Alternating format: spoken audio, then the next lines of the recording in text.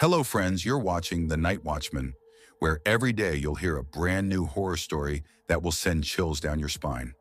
But to keep bringing you these terrifying tales, we need your love and support.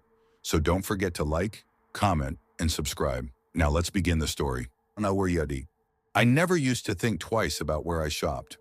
Growing up in Lakeshore, Michigan, my family bought everything from the same three places: Meijer, Walmart, or whatever big store was running coupons.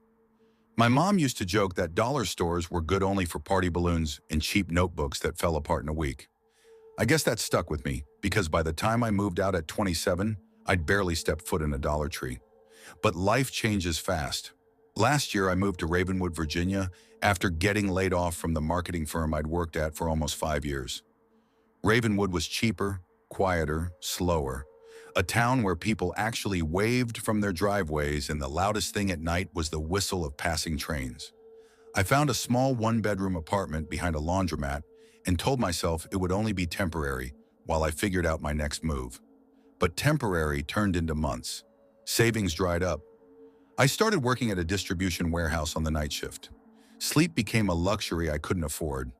I'd get home at 5 a.m., sleep till maybe 9:30 if my body allowed, then stay awake in a weird fog until it was time to go back to work. Every day felt like one long, stretched-out blur. Money was tight, and that's exactly how I ended up walking into the Dollar Tree on Bramblewood Road one cold Wednesday evening in February. I needed dish soap, toilet paper, a pack of pens, a new USB cable for my phone. All small things, but when you're broke, small things add up like weights on your chest. The Dollar Tree sat between a vape shop and a pawn store, the kind of strip mall where the signs flickered at night and the asphalt was cracked like old skin. I remember the sky being a deep purple, the kind you see right before the streetlights hum to life. I parked near the front entrance. Only two other cars were in the lot, an old minivan and a white pickup with a dented tailgate. Inside, the store smelled like plastic and cheap cardboard. The fluorescent lights buzzed overhead. A middle-aged woman at the register looked up long enough to say, "Evening," before going back to whatever she was scrolling through on her phone. I grabbed a green basket and wandered toward the cleaning aisle. For a few minutes, everything felt normal. Then the bell above the door chimed, soft but sharp enough to pull my eyes up for a second. Someone had walked in. I didn't think anything of it. Not at first. I tossed the dish soap into my basket and moved to the next aisle. Craft section, glitter, cheap markers, glue sticks. I checked my mental list again. That's when I first felt it. That subtle prickle on the back of my neck, like someone was standing just a bit too close. I turned slightly, just enough to glance down the aisle. A woman stood there, short, maybe early 50s, wearing a worn-out blue sweater that hung too big at the shoulders.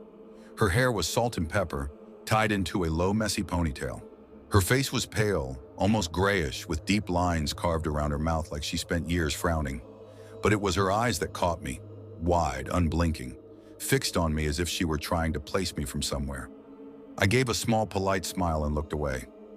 Women learn to do that early. Be polite without inviting conversation.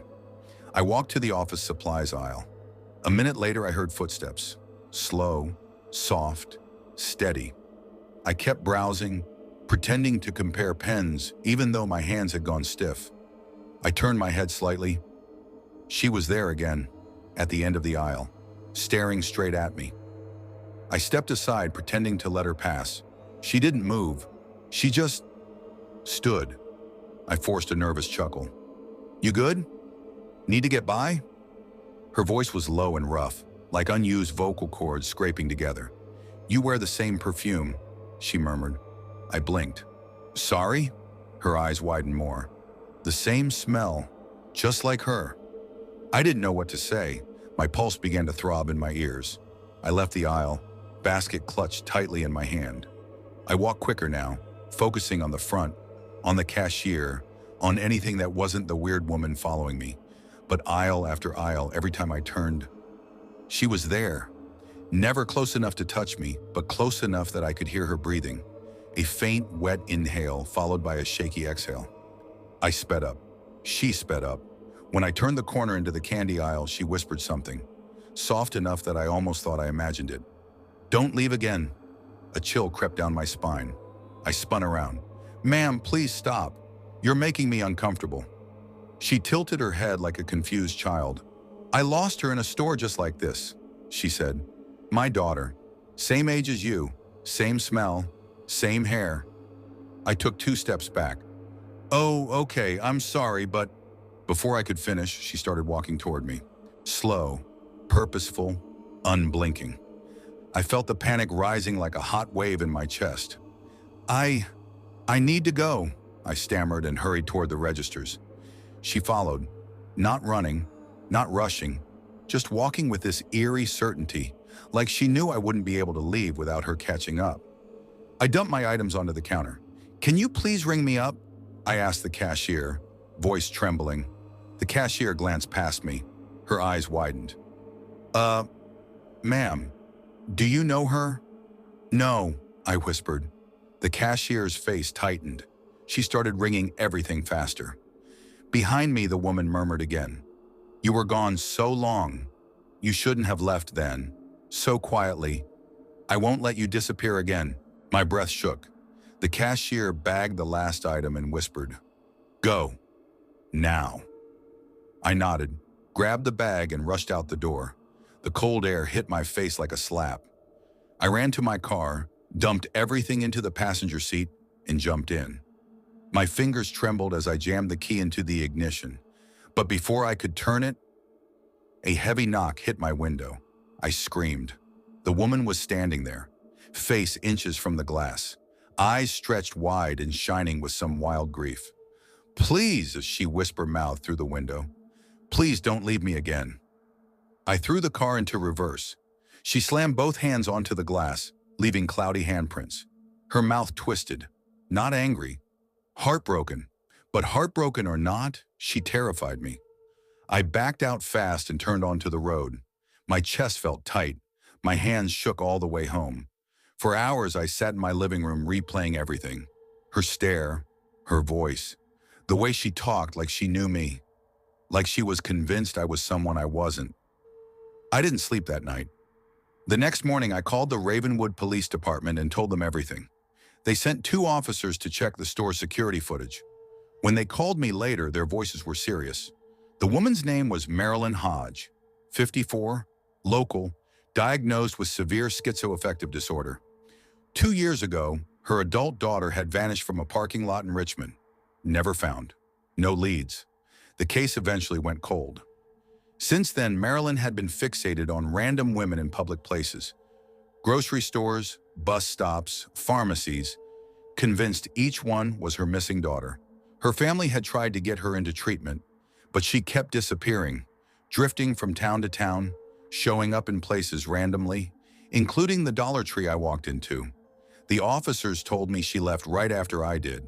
They found her wandering a block away, talking to herself in circles, repeating the same phrase, "Don't leave again. Don't leave again." They placed her under psychiatric care that night. I should have felt relieved, but I didn't. Because even though the situation was explained, there was one thing the police said that I still can't shake. When they showed her a recent photo of her actual daughter, the girl didn't look anything like me. Different build, different hair, different face, different everything. Yet Marilyn insisted I was her, that I was hiding, that I changed. She told the officers she wasn't confused, that she recognized me perfectly. And the last thing they heard her say before she was taken inside, "She'll come back. She always comes back." I haven't stepped foot in any Dollar Tree since. I order everything online now, even if it costs more.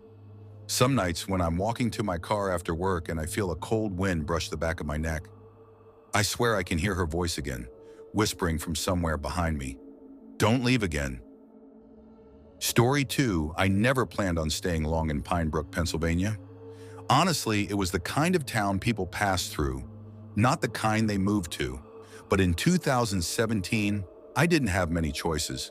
My dad had passed away earlier that year after a sudden heart attack. And between hospital bills, rent, and trying to keep up with everything alone, my life felt like it was collapsing too fast for me to keep up.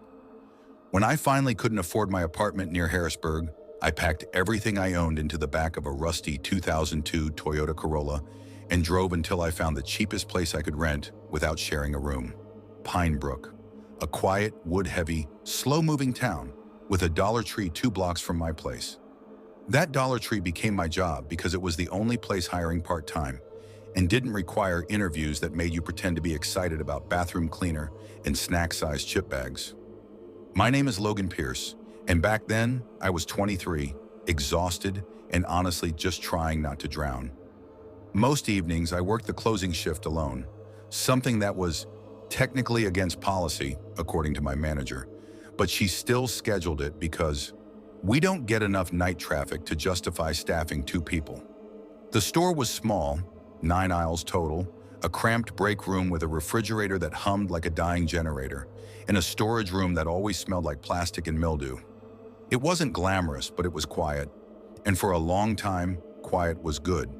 But then came that Thursday night, the Thursday I still think about every time I walk past any Dollar Tree. It was warm for mid-October, unnaturally warm, the kind of sticky heat that makes your shirt cling, even though the sky looks like rain. I remember using my sleeve to wipe sweat from my forehead as I stocked dish soap in aisle 4. 9:15 p.m., no customers for almost half an hour. I was talking to myself just to fill the silence.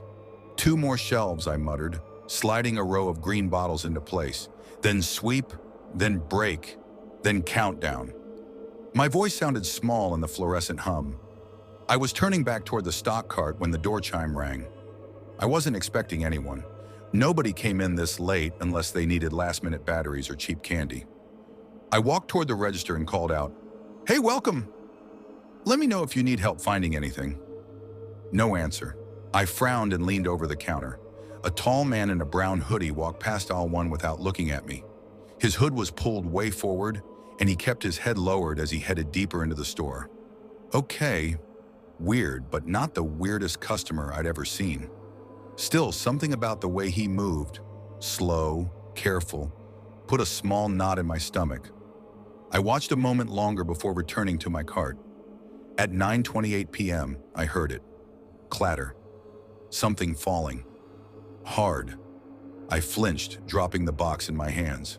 The sound came from the aisle behind me, aisle 5, the cleaning products. "Sir, you okay?" I called out. Silence. I waited. Nothing. "Great," I muttered. "Please don't let this be someone making a mess." I walked slowly around the end of the aisle. There on the ground, a bottle of window cleaner lay on its side, rolling slightly as if it had just dropped. But what made my chest tighten was this. The bottle had fallen from the middle of the shelf. Not the edge, not the front, the middle. Like someone had grabbed it and let it go. I looked around the aisle. No one. "Sir?" I called again, louder. Only the hum of the lights answered. I didn't even get back to my cart before it happened again. Thump. This time louder, heavier, from the toy aisle. I whipped my head around. "Hello?" My voice cracked this time. Still nothing. But now I felt it. That tightening pressure in the air. That prickling at the back of my neck. That unmistakable awareness of not being alone. I grabbed my phone, holding it like a lifeline, and forced myself toward aisle 2. My footsteps felt too loud. When I turned the corner, I froze. A bright blue rubber ball sat in the middle of the aisle, still rolling, very slightly, as if someone had just tossed it. I swallowed hard. "Sir, look, I don't want any trouble. If you need something, tell me." I waited, no reply. Only the faint squeaking of that ball coming to a stop. I turned slowly to head back toward the front, and that's when I heard it. Fast footsteps. Light. Quick. Running. Not toward me. Toward the register. My heart punched my ribs as I sprinted after the sound. I rounded the corner, and my breath caught in my throat. The man in the hoodie was behind my counter, 1 foot on the lower shelf, both hands gripping the register with frantic desperation. He jerked the drawer hard. Once. Twice. Locked. He muttered something I couldn't understand. Low, angry. When he finally looked up, we locked eyes. His hood slipped back just a little, and I saw part of his face. Thin, pale, eyes too wide. He didn't speak. He didn't explain. He just jerked the drawer again violently, then moved to the second register. Also locked. My voice finally burst out of me. "Hey, step away from that! I'm calling the cops!" He didn't even react at first. Then he tossed a plastic pen at the wall, let out a strained, breathy growl, and sprinted toward the front door. He shoved it open so hard the bell nearly ripped off. By the time I reached the window, he was already gone, swallowed by the darkness outside. I locked the door immediately and grabbed the landline with shaking hands. When the police arrived, they checked the aisles, the stock room, even outside near the dumpsters. They asked me questions. How long was he in the store? What did he say to you? What did he touch? I tried to answer, but all I could say was, I didn't know he was here, not until the noises. That's when one of the officers, a middle-aged guy named Officer Barnett, frowned at me. What noises? He asked. I explained everything. The fallen cleaner bottle, the toy ball, the footsteps. He looked at the other officer. The toy aisle's clean, the second officer said quietly. Nothing on the floor? No ball. My stomach dropped. What? It was just... But when I ran back to look, everything was perfect. Every toy in place. Nothing rolling on the floor. No sign anything had been touched. The cleaner bottle in aisle 5 was back where it belonged too. Like nothing had ever moved. Like someone had put it all back. But I didn't. And the officers definitely didn't. When they left, one of them placed a hand on my shoulder. Call if he comes back, but kid, maybe get someone to pick you up. You look pale. I nodded, but I didn't call anyone. I couldn't move. I just stood there, staring down aisle 4, then aisle 5, then aisle 2, and that's when I realized something that made my skin crawl in a way nothing else ever has. The man hadn't knocked anything over. He didn't move silently. He ran, stomped, grabbed, shook the register. But those first noises, those movements, someone else caused them. Someone else had been in the store. Someone who didn't show up on the cameras the next morning. Someone who didn't leave footprints. Someone who didn't knock anything over, only reset it. Someone quiet, someone patient. Someone who didn't want money. Someone who was still there long after the man ran out. Someone who wanted something else entirely. I quit 2 weeks later, and even now, whenever I step into a dollar store, I feel that same heavy air, that same prickling on my skin, that same feeling that something is standing very, very still between the aisles, watching, waiting, for someone who won't notice until it's already too late. Story 3, I never thought I'd end up living in a place like Crane Ridge, Ohio, one of those small, in-between towns where the only landmarks are a Shell gas station, a bowling alley with half the neon letters burned out, and a Dollar Tree that somehow stays open until 10 p.m. But that's where I landed after everything in my life collapsed like a poorly built bookshelf. 6 months earlier, I was sharing a nice 2-bedroom apartment with my girlfriend in Columbus. We had steady jobs, predictable routines, and plans, real adult plans for the future. But life doesn't care about your blueprints. One layoff, one breakup, 1 month of overdue rent, and suddenly I was signing a lease on a tiny basement apartment behind a muffler shop in a town I'd never heard of. The place was cheap, cold, and smelled like WD-40 every time the guys next door started working on cars. But it was all I could afford.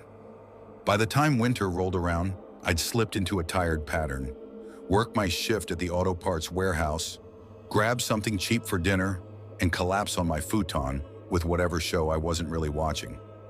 That's where Dollar Tree came in. On nights when I didn't have the energy or money for Kroger, I'd walk the 3 blocks to the Dollar Tree on Jefferson Pike. It wasn't glamorous, but it was bright, warm, and comforting in a strange way. The employees already recognized me. One of them, Carla, always teased, "You're back again? You trying to single-handedly keep us in business or what?" I always laughed it off. "Hey, someone's got to stimulate the economy." She'd roll her eyes like she'd heard the joke 500 times, but she always smiled. That Tuesday night felt like any other. I'd worked a long shift, skipped lunch, and realized all I had at home was stale cereal and ketchup packets. So I put on my black hoodie, grabbed my wallet, and decided to make a quick Dollar Tree run. It was 9:12 p.m., cold enough that my breath came out in little clouds, quiet enough that I could hear the hum of streetlights. When I pushed through the sliding doors, the warm air hit me immediately. The smell, plastic toys, cheap candles, disinfectant, was weirdly comforting. "Hey, Mason!" Carla called from the register. She was stocking gift bags with her usual exhausted energy. "Big night," I joked. She snorted. "If 3 people count as a crowd." I waved and grabbed a green cart with the usual squeaky wheel. I figured I'd pick up some microwave meals, paper towels, maybe a new storage bin. But even before I got past the seasonal aisle, I felt it. Someone watching me. I ignored it at first. Dollar Tree always had 1 or 2 strange characters drifting around.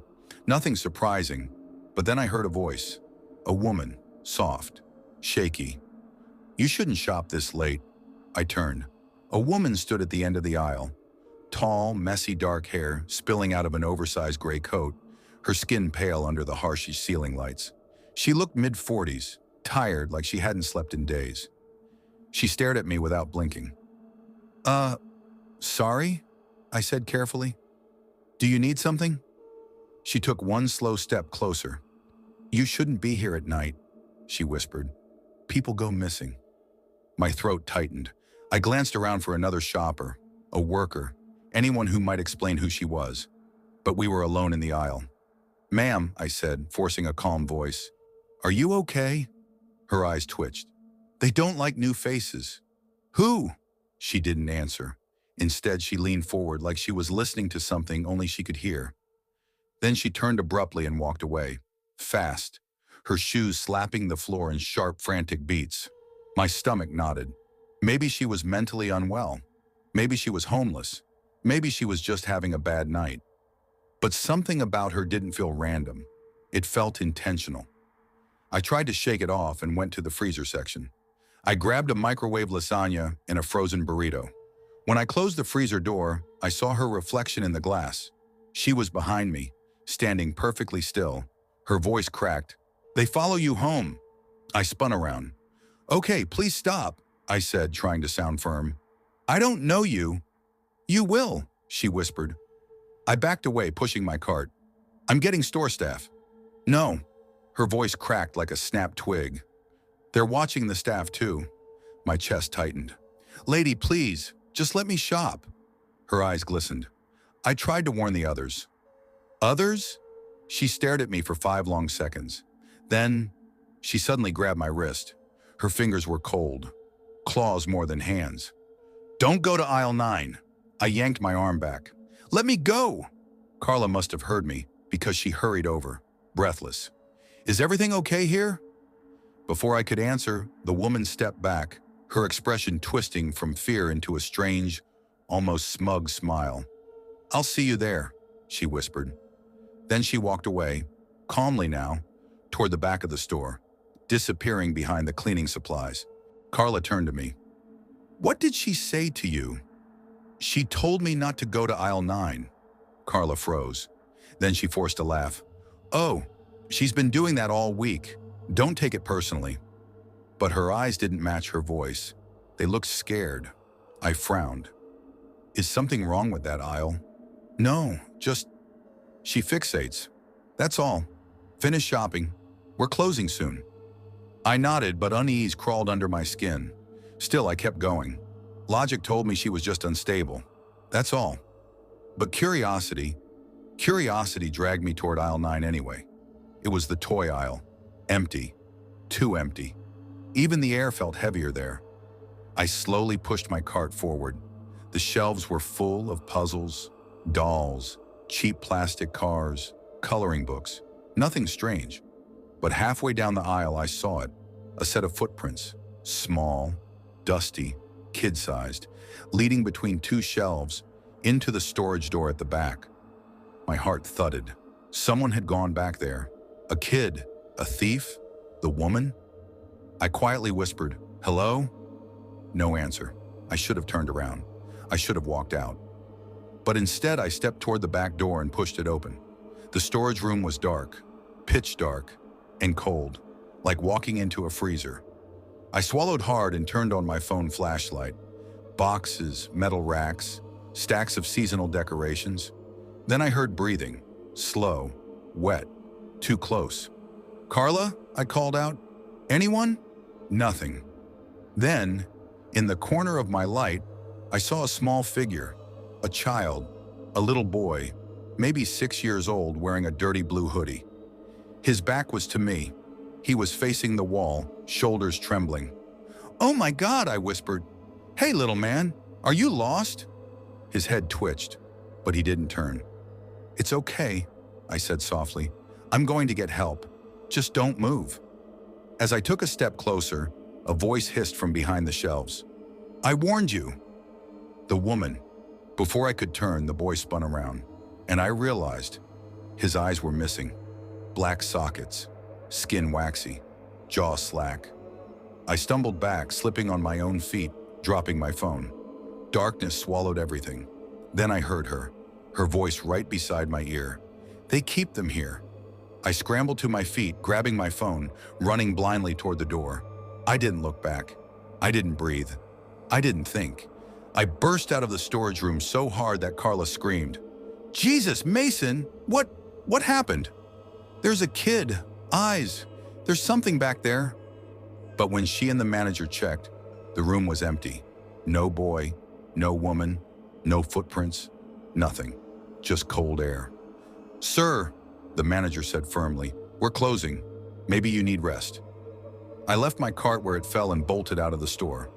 The night felt colder, the shadows thicker. I jogged home without looking behind me once. The next morning, Dollar Tree was closed. A sign on the door read, "Closed due to overnight incident, reopening TBD." Police cars were parked outside. Carla stood on the sidewalk, hugging herself, staring at the building like it might swallow her whole. I walked over. "Carla, what happened?" She looked at me with haunted eyes. "The woman from last night," she whispered. "She came back after closing. Broke in." My blood went cold. "Did they arrest her?" Carla shook her head slowly. "They found her in the storage room, in aisle 9. I swallowed. "Is she?" Carla nodded. "Dead. No signs of injury. No struggle. Just gone." My mouth went dry. "What about the kid?" Carla stared at me. "What kid?" I didn't answer. I couldn't. Because behind her, through the police tape, inside the store, I saw something in the darkness of aisle 9, a small shape, a child-sized silhouette, standing perfectly still, watching me. I moved out of Crane Ridge 2 weeks later. I don't shop at Dollar Tree anymore. I don't walk aisles alone at night. And I never go near toy sections. Because sometimes when I close my eyes, I still hear that woman whispering behind me, "You shouldn't shop this late." And sometimes I swear I see that little boy standing in the corner of my room, facing the wall, waiting for me to notice him again. Story 4. I never expected my life to unravel in the fluorescent glow of a Dollar Tree. I was 23 when it happened, old enough to pretend I was holding it together, young enough that everyone assumed I'd bounce back from anything. They didn't really know me. They didn't know how brittle I'd become after losing my dad to a heart attack the year before. I'd left Omaha and moved to a tiny Kansas town called Briar Ridge, where my older cousin Hannah offered me her spare room. "Until you get your head right." She meant well, but her little rental duplex was cramped and always smelled like reheated spaghetti. So when Dollar Tree called me for a night shift position, I took it.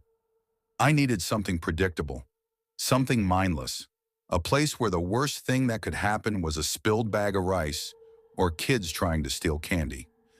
God, how wrong I was. Dollar Tree and Briar Ridge sat between a shuttered Goodwill and a pawn shop that hadn't updated its neon sign since the early 2000s. Every night the parking lot lights flickered like they were struggling to stay alive. The first few weeks were uneventful. Clock in at 4 p.m., stock shelves, run the register, close at 10, sweep, count the drawer, lock up at 10:40. Usually it was just me and Mrs. Landry, the manager, who always left by 7:30 because she hated driving in the dark. So from 7:30 to close, I was alone. I didn't mind at first. I'd put in earbuds, listen to music, zone out while stocking cat food or plastic plates. But everything changed one Thursday in early November, the night the man walked in. He entered slowly, like he was waiting for something. Mid-40s maybe, wearing a faded green work jacket and jeans that looked stiff with dried mud. His boots were heavy, scraping the tile. He had this beard that wasn't messy, but wasn't groomed either, like he trimmed it himself with dull scissors. At first glance, he looked ordinary, until he looked at me. His eyes were wrong, flat, unblinking. The kind of eyes that didn't look at you, but into you. "Evening," I said automatically. He didn't respond. Not a nod, not a grunt. He just kept staring a second too long before turning into aisle 3. Okay, creepy, I thought, but weird customers were part of the job. I tried not to watch him, but it was like my eyes kept flicking back to the end of the aisle, expecting him to be there. He paced slowly, running his hand along the shelves without picking anything up. Once he paused and looked straight at the security camera, head tilted like he found it funny. After almost 15 minutes, he came to the register with one item, a lighter. Just a plain black lighter. "Just this?" I asked, scanning it. He leaned forward slightly. "You here every night?" My stomach tightened. "Most nights," I said lightly, hoping my voice didn't shake. "You need a bag?" He ignored the question. "You live close?" "I don't really talk about that with customers." He smiled slowly, like he was trying out the expression. "You should. I'm friendly." Friendly. The word felt wrong coming from him. I bagged the lighter and pushed it toward him. "Have a good night." He didn't take the bag at first. He just rested both hands on the counter and whispered, barely audible, "You look like someone I used to know." I forced a tight smile, praying he'd leave. After a few seconds, he picked up the bag and walked out. I exhaled so sharply my chest hurt. I told myself he was just socially awkward. Nothing more. I was wrong. 3 nights later, Sunday, he came back. This time, he didn't pretend to shop. He walked straight up to the counter and set down a pack of gum. "You off soon?" he asked casually. I shook my head. "No, still have hours to go." That was a lie. I closed in 40 minutes. He drummed his fingers on the counter. "I can wait." The way he said it wasn't flirtatious. It wasn't playful. It was matter of fact, like he was talking about waiting for a bus. "You don't need to," I said, backing up slightly. His eyes locked onto mine. "I want to." A couple walked in behind him then, and he stepped aside, giving me one last stare before leaving. He didn't buy the gum. He didn't even take it with him. I was shaking so badly I dropped their change. When I got home that night, I told Hannah. She was concerned but tried to brush it off. "Small-town guys are weird," she said. "Just tell your manager." So the next afternoon, I told Mrs. Landry everything. The staring, the waiting, the questions. She waved her hand like she was swatting a bug. "Sweetheart, we get creeps all the time. Part of retail. Just keep the doors locked after close." That was it. It happened a week later, a Tuesday. The store was dead, just one old man buying batteries. I was on a step stool facing the back wall when the chime sounded. I turned, and my heart nearly stopped. It was him. Same mud-stained jeans, same green jacket, same empty stare. Except this time he smiled immediately. Wide, purposeful. "You didn't tell me your name," he said. "I'm not required to," I replied, stepping down from the stool. He chuckled. "That's fine. I already know it, Ava." My blood ran cold. I wasn't wearing a name tag. Dollar Tree didn't enforce them. I never used my real name on my receipts. What the hell? "How do you know my name?" I asked, trying to keep my voice steady. He tapped his temple. "I remember things, details." That didn't answer anything. Before I could speak again, he walked out. No items, no small talk, just gone. The door chime echoed behind him like a warning bell. That night I drove home constantly checking my rearview mirror. I didn't see his truck, if he even had one. But the feeling of being followed clung to me like a second skin. I barely slept. 3 nights later, Friday, Hannah worked until midnight at the nursing home. I heated leftover mac and cheese and watched some baking show until I started nodding off. That's when someone knocked. Not a gentle knock. A slow, deliberate thud, thud, thud. My heart jumped into my throat. I froze, standing in the hallway between the living room and kitchen. For a moment, I hoped it was Hannah forgetting her keys. Then a voice came through the door. Ava. My whole body went cold. I know you're awake, the man said softly. I saw your light. Another knock, harder this time. The screen door creaked. He was trying the handle. I backed away, fumbling for my phone. Ava, he said again, almost disappointed. Open the door. I just want to talk. Somehow I found my voice. Leave, or I'm calling the police. Silence. Then footsteps, slow, heavy, stepping off the porch, but not far enough to fade. I dialed 911 with trembling fingers. The dispatcher kept me on the line, asking me to describe him. I did. But how do you describe someone whose face already feels burned into your brain? Those 10 minutes felt like an hour. He didn't leave. He stood in the yard, half hidden by the shadow of Hannah's carport. When police finally pulled up, blue and red lights lighting up the yard, he didn't run. He just looked at the officers like they were inconveniences, not threats. They pulled him aside, talked to him, wrote something down, and told him to leave the property. He walked away calmly, too calmly, without looking back. An officer walked me inside and said, he didn't break any laws, but we gave him a trespass warning. If he comes back, call us immediately. My hands were still shaking after they left. I didn't sleep at all. I begged Mrs. Landry to switch me to morning shifts. After some grumbling, she agreed. The next 2 weeks were quiet. No stalking, no knocks, no green jacket in the store.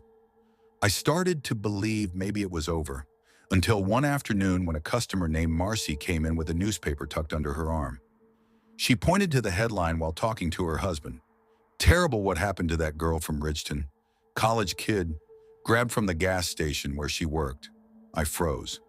Ridgeton was 15 minutes away. I forced myself to ask, What happened? Some man took her, Marcy said quietly, held her for 2 days. They found her tied up in an old storage shed. She's alive, thank God. My knees felt weak, because I knew the girl. Her name was Sadie. We'd trained together during orientation. I asked Marcy if they'd caught the man. No, she said he kept a mask on. My heart thudded painfully in my chest. Sadie told me once about a creepy man who stared at her too long from behind the chip display. She said he made her skin crawl. Same age range, same behavior, same stare. Was it the same man? I didn't want to know, but I needed to. I went straight to the sheriff that afternoon. This time I didn't sugarcoat anything. He came to my job. He came to my house. He knew my name. He watched me. The deputy, a woman named Officer Delgado, nodded slowly. We've had other reports. Let's talk. She asked for every detail, every visit, every knock, every feeling in my gut that told me I was being hunted. Then she said something that made my skin crawl. We might know who he is.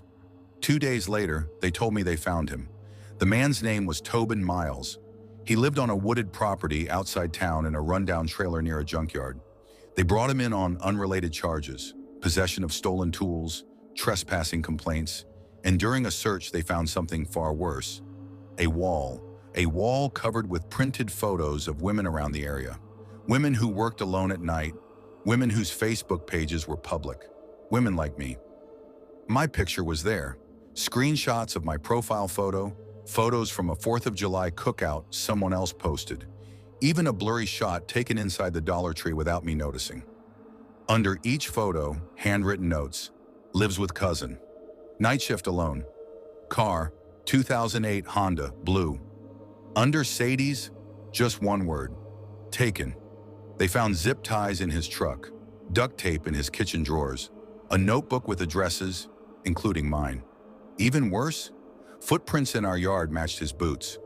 When they told me, I felt my knees buckle. The room tilted. Officer Delgado caught my arm. You're safe now, she said softly.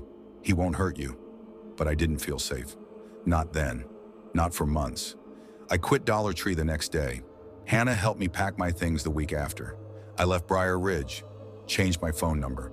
Private social media, new address, a new job at a bakery where doors stayed locked after dark. I don't think Tobin mistook me for someone else. I don't think it mattered who I was. I think he chose me. And I think he would have taken me if I'd unlocked the door. If I'd walked to my car 5 minutes later, if police had come any slower.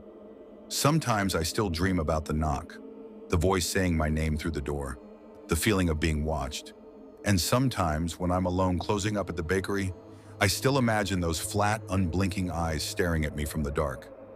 I survived, but survival doesn't erase memory. Story 5. I never paid much attention to strangers. Not intentionally. I just lived in a quiet town called Holly Bend, Missouri, where nothing ever really happened. I'd moved there 6 months earlier after a messy breakup and a job transfer.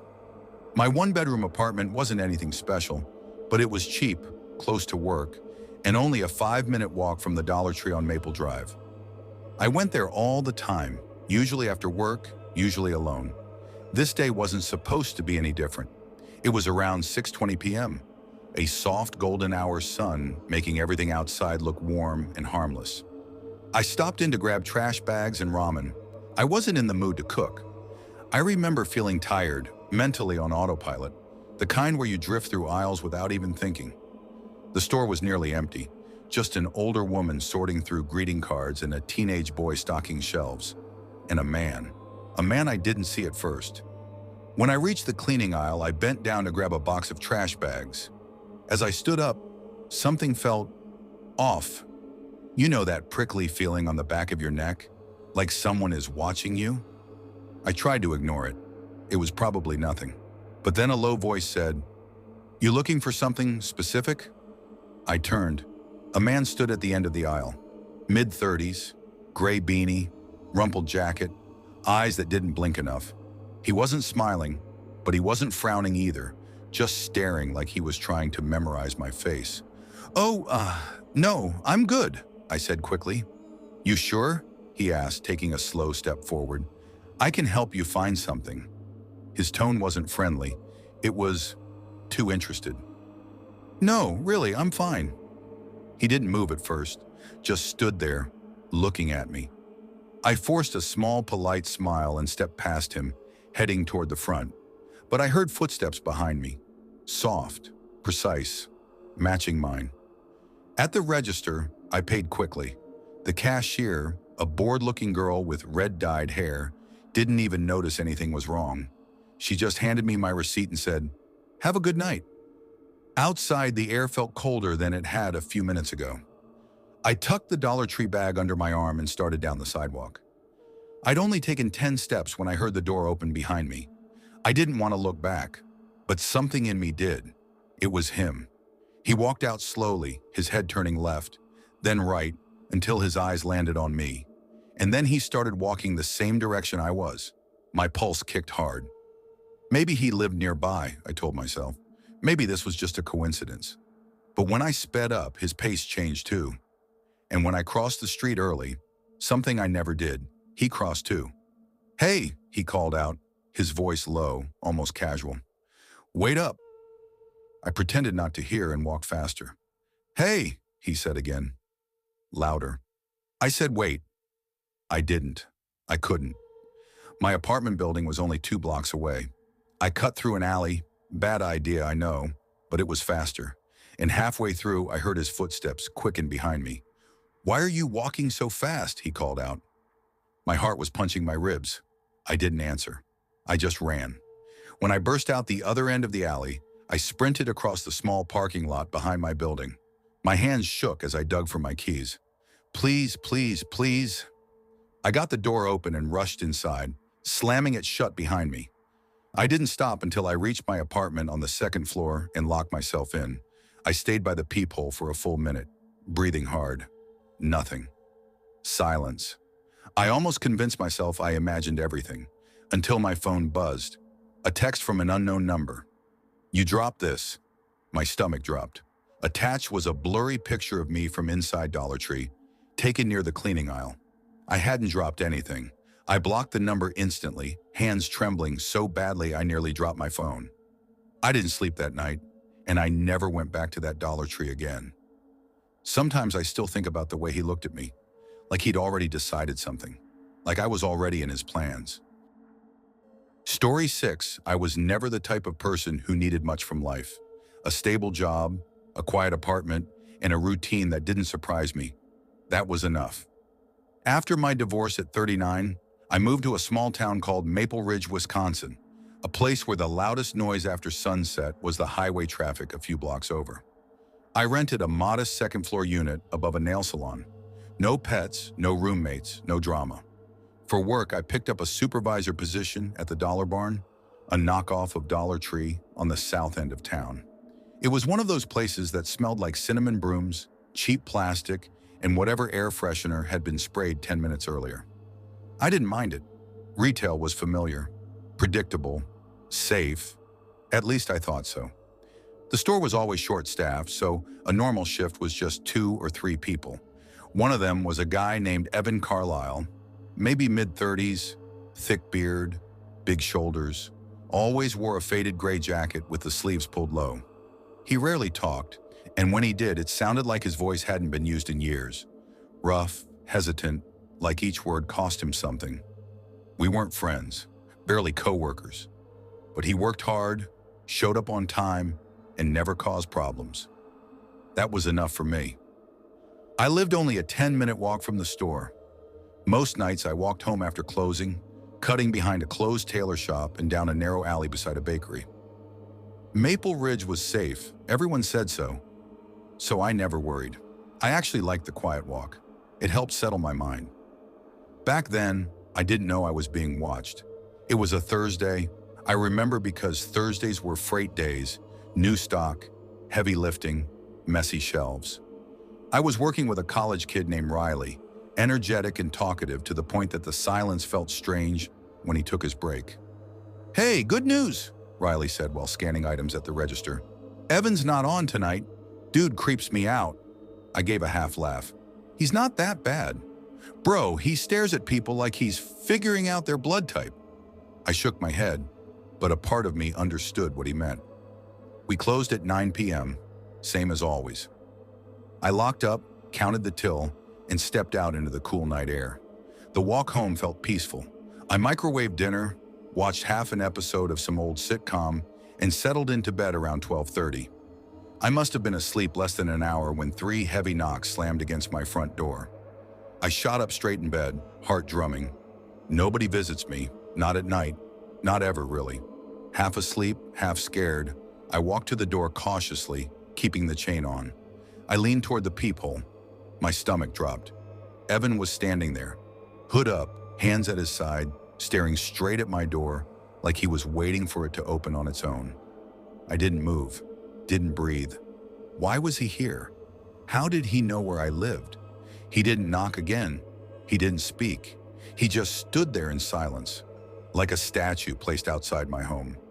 After maybe 5 minutes, he slowly turned and walked down the hall, disappearing from view. I stayed frozen for a long time. The next morning, I convinced myself it had to be some misunderstanding. Maybe he lived nearby. Maybe it wasn't him. Maybe I dreamt it. Retail stress does things to people. But when I walked into the Dollar Barn the next day and saw him by the stockroom door, organizing freight like nothing happened, unease crawled under my skin. I waited until we were both alone in the back. "Hey, were you near my apartment last night?" I asked. His head turned toward me in this strange, slow way. "What?" he said flatly. "You were at my door. Around 1 a.m. You knocked." "No," he said without any hesitation. "Wasn't me." "Evan, I saw you."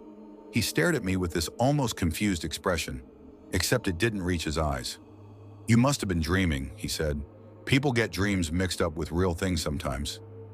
The way he said it, steady, rehearsed, made my skin prickle. I didn't ask again. A few days later, his name disappeared from the schedule. The store manager told me he'd quit suddenly. No notice, no reason, just gone. Riley celebrated like we'd been freed from a haunting. I tried to feel relieved too, but I couldn't shake the image of him standing at my door, motionless, silent. Weeks passed. Life felt normal again, for the most part. But I found myself double-checking my locks at night, turning on hallway lights before walking out, listening for footsteps outside my door. Then one night at 2 a.m., I heard them. Slow, dragging, deliberate footsteps in the hallway. Right outside my door. I crept to the peephole. No one there. But the next morning, I noticed something I hadn't seen before. A small, oily smudge right on the peephole glass, shaped almost like a forehead. I installed a cheap security camera the same day. Told myself it was just for peace of mind. For a week, nothing happened. Until one evening at work, I got a phone notification. Motion detected at your door. My chest tightened. I stepped into the stockroom and opened the live feed. Nothing. Just the empty hallway. I scrubbed the footage back a few seconds. Empty. Then suddenly, in the middle of the recording, the video glitched, static for a split second. And in that frozen flicker of a frame, Evan stood there, right in front of my door, face inches from the camera, eyes wide, expression blank, not moving. He hadn't been there a second before or after, only in that single corrupted frame. My hands shook so violently I almost dropped my phone. I quit Dollar Barn the following week, told them I was relocating, packed everything in 2 days and left Maple Ridge behind. I moved 500 miles away to Indiana, changed my phone number, cut off everyone from the store. It felt paranoid at the time, but necessary. For the first few months, nothing happened. No knocks, no footsteps, no strange faces, until last night. I woke up around 3:12 a.m. No sound, no knock, just a feeling. A cold, crawling feeling that someone was standing outside my bedroom door. My apartment is different now. Bigger, safer, better building. But old instincts hit me hard. I slowly got out of bed and walked to the front door. I didn't look through the peephole. I couldn't. But this morning when I left for work, I noticed something on the floor outside my door. A small scrap of gray fabric. Soft. Frayed. It looked exactly like the sleeve of the jacket Evan always wore. I don't think I'm being paranoid anymore. I think he found me. And tonight, I'm afraid to fall asleep.